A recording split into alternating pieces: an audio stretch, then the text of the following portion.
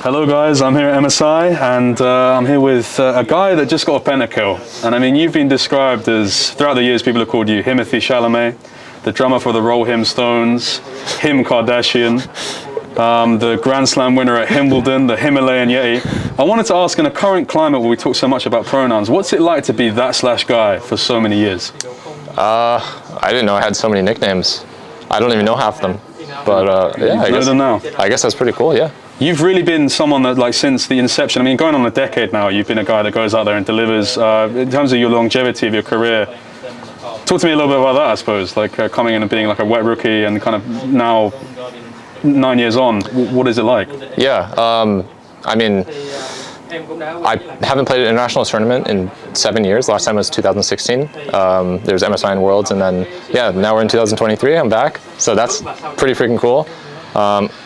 I had like a lot of rough splits as well. You know, obviously it's not all going to be good, but yeah, I just always try to remind myself that not everyone gets to do what I do, and as well as for as long as I've done it. It's a really rare thing. So yeah, it's pretty freaking cool. And I mean, one of the things that I know from looking a bit into is that you have a very close relationship with your mother. Like, she supports you very heavily. Actually follows you to a lot of events. I don't know, has she followed you here to London, or is she No, she's not, from home? Not in London, no. Is there anything, with having a family member that is so supportive of you, is there any words of encouragement that she gave you that you could share with us during your time that was very difficult for you, obviously getting 8th place back to back? Yeah, I mean, she watches all my games. She's always really supportive of me.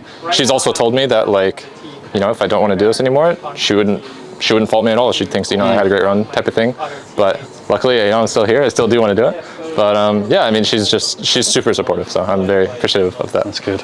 Yeah, so one of the facts that I know, one of the things about you is that you used to always hover Warwick in Champions Select back in the day, and I mean, we know from your Tristana performances, especially today, you've got that dog on you.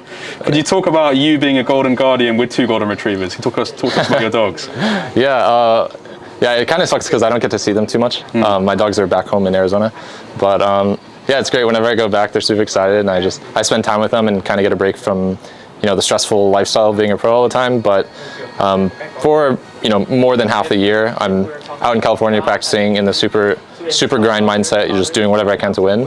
But yeah, I mean, it's pretty cool. I have a really good support system back home, so I'm able to kind of detach from the stress of being a pro. For sure, for sure. So we've actually heard a rumor that you know all the lyrics to "You Can't Sweat Out the Fever" by Panic at the Disco. Is that true? Yeah, yeah. I was really obsessed with the album as a kid.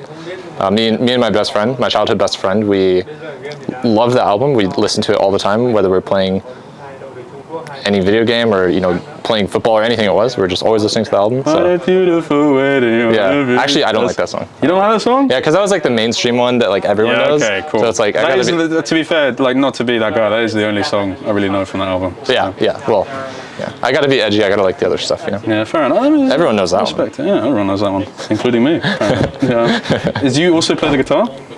Yeah, I played guitar for 4, maybe 5 years when I was in middle school through high school. Yeah, I kind of got lazy with practicing because I was like always playing video games instead. Yeah, but so yeah, I did play guitar. You played the guitar, so I have to ask, was it annoying having to go from the F building to the D building when you went to Mesquite High School in Gilbert? Because that's obviously where the music lessons were. Oh no, so yeah, I didn't do them in my high school actually. I did them like private tutor lessons. But yeah, my parents were always. I almost caught him. Yeah, so I was like, whoa. But yeah, I was like, my parents always made me play sports or do some hobby that wasn't just sitting in my room playing video games the entire day. So I played sports growing up, and then when I got older, I got too lazy, so I didn't want to play sports. So you didn't play you didn't play in the band or anything in school? No. You ever have anything posted in the shade? No. School magazine? You'll find nothing. You'll find nothing? Yeah, there's nothing. Fair enough. We tried to catch him with some little Nardwuar research. We weren't able to be successful. The talent is lost. It's not there anymore. Fair enough. Understandable. Cool. I have a brief anecdote from you, and I wanted to get a word from you. It's a personal story to bring you from inside of this. So, the guy I run this, I'm here with Ruddy today, and we're like a team in the ERL structure in Europe, but I run it with me and my best friend Regan and another guy called Harry. Regan is a die-hard, old-school CLG fan. Like, doesn't really watch them anymore, but like, massive fan. Man of taste. And he actually, genuinely, as a grown man, was brought to tears when you 3-0'd at Madison Square Garden. He actually bought a jersey and then paid all the import charges for it to come into the UK. Do you have any words for him? Because obviously for him to do that as a grown man is embarrassing, but also kind of endearing.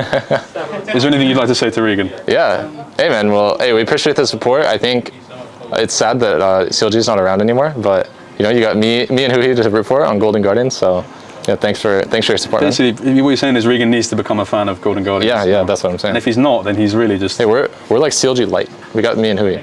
Yeah, for sure.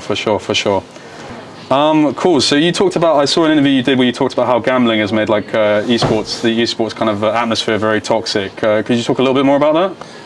Yeah, it kind of stemmed from just, you know, I just noticed over the years, and maybe this is just our culture, society in general, online just got more and more toxic as I played more. And I had a theory that a big part of it was because people are losing money, because it's like people are betting, you know, either on us or against us, and it's like if we lose, then they either make money or lose money, right? So I was just thinking, hell, maybe that fuels some of the like the real anger behind there, because yeah, I mean, you just, as a pro, you look in your DMs or anything, it's like, well, this is a war field. Yeah. So I completely agree, and I think that's a really important thing to speak about, but I also, can you make sure that you get first blood and also the kills? There's less than 30 kills in the series tomorrow, please. For no reason. My family are also very hungry. So. Like, hey, I'll do my best. I'll do my best, no guarantees. Fair enough. And you actually mentioned on your second day here, you went to Nando's. You told me what you ordered. He ordered like something relatively standard. We're not going to get into that, but what spice level did you get? I did the medium spice, because medium. That is horrific, man. Are you supposed to get hotter? Well, I think it's almost not to get into kind of the ultra machismo nature of you know, being a man and what the idea of being a man is, because I think all of that's complete pseudo. It's not real, right? But I think there is a good barometer for how someone will perform under stress by what spice they get. I think medium is a cop-out. I think. Oh, I mean, I can eat really spicy. I just didn't know. I think you've got to go back and you've got to get. They do, depending on the branch, they do something called Vusa Hot. Vusa Hot, okay. Which is like ridiculous. And I think if you can survive that, I think it will bode. To be fair, I feel like I could be setting you up for failure, because if you take that and you have an official the next day, I think you're going to be finished. I mean, I won't do it if I have an official the next day. But I think just don't do it if you've got an official for 2 days, because it's one of those. I think it can linger. Oh. And it could create some real issues. Yeah. I mean, that's why I didn't do the super hot, you know? Because like I actually like the flavor of it, I like it. Yeah. But and the burn doesn't really bother me, I kind of like it. But you were saying as well, you have difficulty understanding UK people. Yeah. Hopefully this has been fine. But, no, you've been great. Yeah. What have been some of the main things, because you obviously spend a lot of your time in LA, what have been the main differences between like just general interactions, like when you're walking around, you're speaking to like maybe service people, random people on the train, people that come past, maybe they bump into you. Is there differences you'd say between the people in LA and London? I don't think too different, no. Yeah, they use the word cheers a lot. So usually America, we say thank you to everything. Yeah. Just thank you. And a lot of times when I say thank you, they respond with cheers. I'm like, oh, that's kind of cool. Yeah. It's kind of nice. Is that something you're going to be bringing back to LA? Yeah, I might. I've been doing it here now. I've kind of converted. It's kind of cool. So that's fair enough. Not to put like a certain aspersion upon you, but you almost are like that. You are that NA wonder boy. You've been around since for so long. You're that all-American hero for so many young AD carry players, I can imagine. What do you have to say to that future generation? Because with a region, not to get into the geopolitics of it, but with a region that imports so much, not that there's an issue with that at all, but there's such a discussion around homegrown NA talent. What do you have to say to that young 16, 17, 18-year-old that's in solo queue right now? Maybe just gotten Grandmaster Challenger for the first time, trying to break it through. Do you have any words for them? Yeah, I mean, I think for me, like this whole year, I kind of felt I wanted to like inspire people, especially inspire people that American players, you know, that they can go pro and do well there, because I think there's such a negative stigma against American players that, you know, they're not good and we just need to import more imports and stuff like that. But I think there's talent in America, and I'm just trying to do my best to show that. Cool. Well, it's been lovely speaking to you, and we wish you the best of luck going the rest of the tournament, and we hope that you can get hopefully another pentacle. Thank you very much. Cool.